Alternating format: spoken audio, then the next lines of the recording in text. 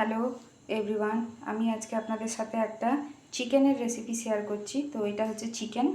তো চিকেনটাকে আমি আধ ঘন্টার জন্য ম্যারিনেট করে রেখেছি। এখানে লঙ্কার গুঁড়ো, টক দই, গরম মশলা সব দিয়ে আমি ম্যারিনেট করে রেখেছি। তো এখানে আমি পেঁয়াজকে কেটে রেখেছি, পেঁয়াজ, টমেটো, কাঁচা লঙ্কা, একটু রসুন কুচি। আর এখানে করেছি হচ্ছে গোলমরিচ আর আদাকে বেটেছি, আর সঙ্গে সবজিগুলোকে ডুমো ডুমো করে কেটে নিয়েছি। তো এবার এই যে কড়াতে তেলটা দিয়েছি, কড়াতে তেলটা গরম হয়ে গেছে। এবার আমি কড়ার মধ্যে পেঁয়াজটা দিয়ে দেবো। তো কড়াতে আমি পেঁয়াজটা ভাজতে দিয়ে দিয়েছি। এবার পেঁয়াজের সাথে আমি এই যে কেটে রাখা যে টমেটো, এই টমেটোটাকেও আমি এতে দিয়ে দেবো।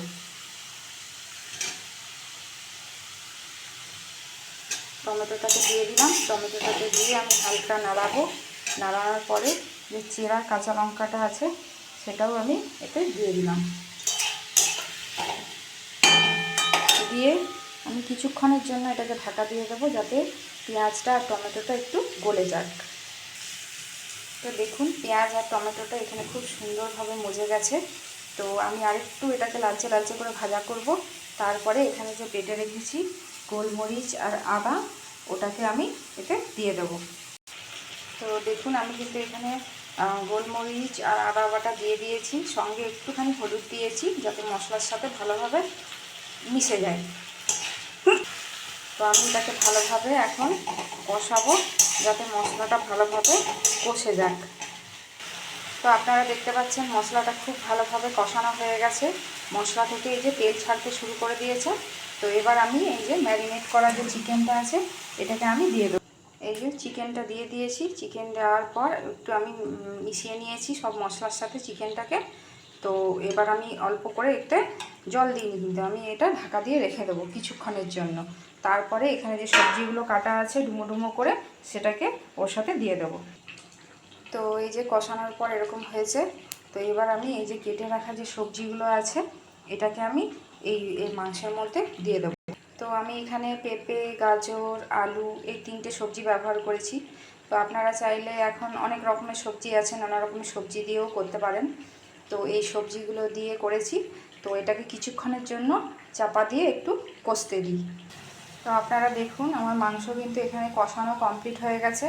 তো মাংসের কালারটা কীরকম এসছে একটু জানাবেন। আর আমি কিন্তু এখানে কোনো ঠান্ডা জল ব্যবহার করব না।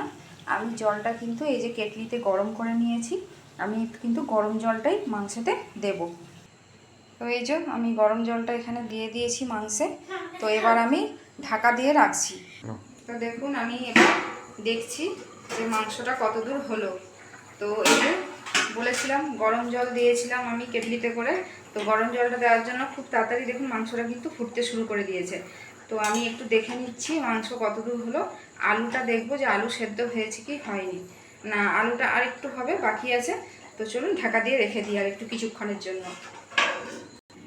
তো চলুন তুলে দেখি মাংস কতদূর কী হলো। তো এই যে ঝোলটা অনেকটাই মরে গেছে। তো দেখি আলুগুলো, এই যে পেঁপেটা দেখুন কি সুন্দর সেদ্ধ হয়ে গেছে। আলুটাও এখানে খুব ভালো সেদ্ধ হয়ে গেছে। তো আমার এখানে চিকেনটা কিন্তু কমপ্লিট। এটা কিন্তু আমি খুব সুন্দর করে পাতলা করে ঝোল করেছি। আপনারাও চাইলে ঘরে ট্রাই করতে পারেন, খেয়ে দেখতে পারেন কেমন। তো আমার এখানে মাংসটা কমপ্লিট হয়ে গেছে। তো আমি গ্যাসটা বন্ধ করে ঢাকা দিয়ে রেখে দিচ্ছি। তো দেখুন আমার এখানে রান্নাবান্না সব কমপ্লিট হয়ে গেছে। তো এখানে করেছি, রাত্রে আমরা রুটি খাই বলে এখানে রাত্রে রুটি করেছি। আর এখানে হচ্ছে এই যে চিকেন স্টু, যেটা গরমকালে আপনাদের সবার শরীরের পক্ষে খুবই ভালো। একদম পাতলা ঝোল, আলু, পেঁপে, গাজর দিয়ে করেছি। এটা গরমকালের লাইট খাবার। আপনারাও চাইলে, মাংস কষা তো আমরা খেয়েই থাকি, তো এইভাবে মাংসটা করলাম। তো আপনারা চাইলে করে খেতে পারেন, দেখতে পারেন কেমন হয়েছে। তো আর যদি ভালো লাগে তাহলে আমার পাশে থাকুন, আমার চ্যানেলটাকে সাবস্ক্রাইব করুন, আর একটা লাইক কমেন্ট করুন, যাতে আমি পরবর্তী ভিডিও করার জন্য উৎসাহ পাই। আর আমাদের পাশে এইভাবেই থাকুন।